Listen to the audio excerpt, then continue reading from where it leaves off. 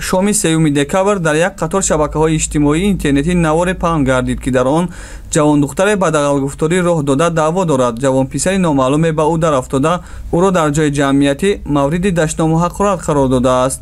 дар зимн корбарони шабакаҳои иҷтимоӣ аз раёсати вазорати корҳои дохилӣ дар шаҳри Душанбе дархост намуданд, ки вобаста ба ҳодисаи мазкур баҳои ҳуқуқӣ дода шавад. дар натиҷаи таҳқиқи навор аз ҷониби кормандони милитсияи шаҳри Душанбе ҳар ду иштирокчиёни ҳодиса муайян ва ба мақомоти милитсия дастрас карда шуданд, ки онҳо Ашурализода Баҳовиддин санаи таваллудаш 18 марти соли 1991 сокини шаҳри Бохтар, муваққатан истиқоматкунандаи шаҳри Душанбе ва Назарова Манижа Умедуллоевна санаи таваллудаш 5 январи соли 1996 истиқоматкунандаи шаҳри Душанбе мебошанд.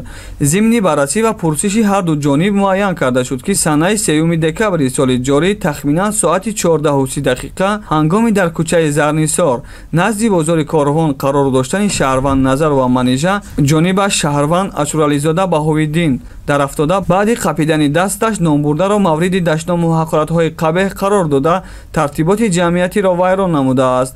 дар ҷавоб ҷавондухтар Назарова Манижа нисбати ҷавонписар Ашурализода Баҳовиддин дағалрафторӣ намуда суханҳои қабеҳ задааст, ки навори дар шабакаҳои иҷтимоӣ паҳн гардида шоҳиди ин гуфтаҳо мебошад. вобаста ба ҳолати мазкур нисбати ҳар ду иштирокчиёни ҳодиса тибқи талаботи моддаи 460 майдаобоши Кодекси ҳуқуқвайронкунии маъмурии ҷумҳурии Тоҷикистон парвандаи маъмурӣ тартиб дода шуд. дар натиҷа кирдорҳои зидди ҳуқуқии ҳар ду дар маҷлиси ошкорои судӣ баррасӣ ва нисбати амалҳои зидди ҳуқуқии онҳо баҳоҳои ҳуқуқӣ дода шуд.